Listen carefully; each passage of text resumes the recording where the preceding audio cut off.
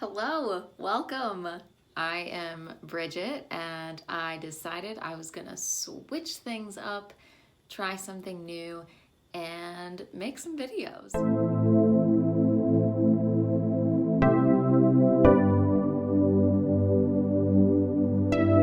Welcome to the first one.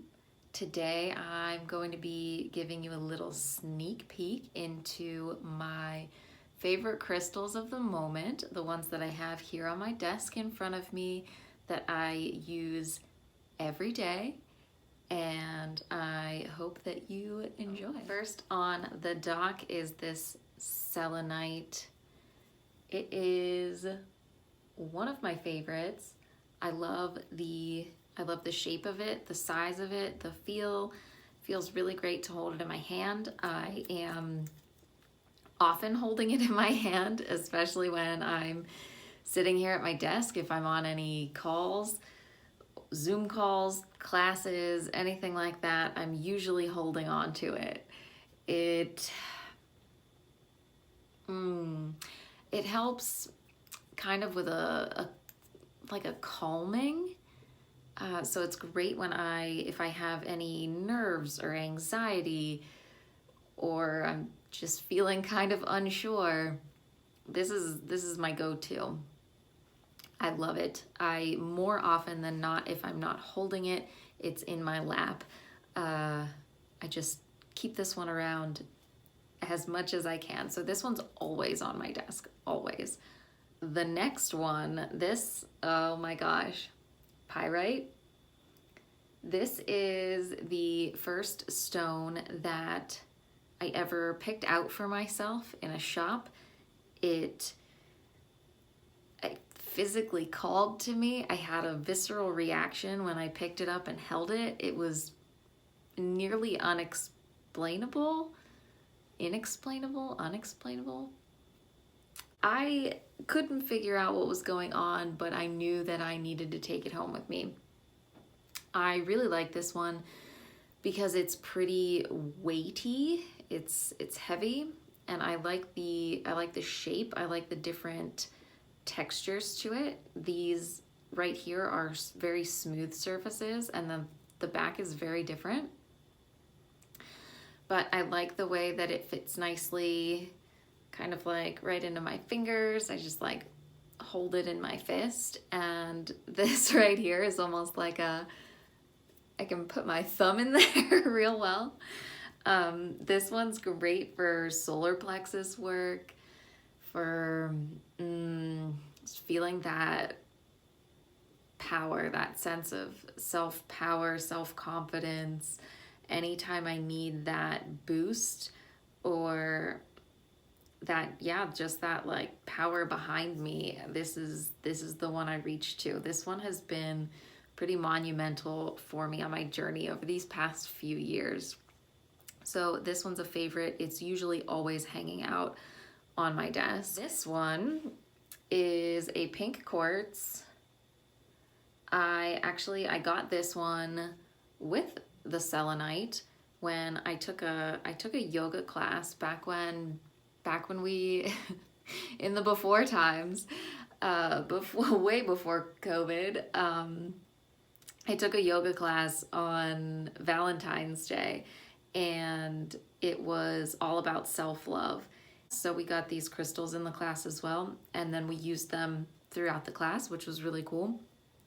So this one has been really great for me, leaning into that when I'm needing some love, nurturing, self-compassion, grace. It's just like feeling like being wrapped up in a warm, loving embrace. That's what I use this one for. This little one it's black, but beyond that, it maybe is a bit of a mystery to me. Probably black onyx or tourmaline, maybe obsidian, but I don't think so. But those are all pretty similar.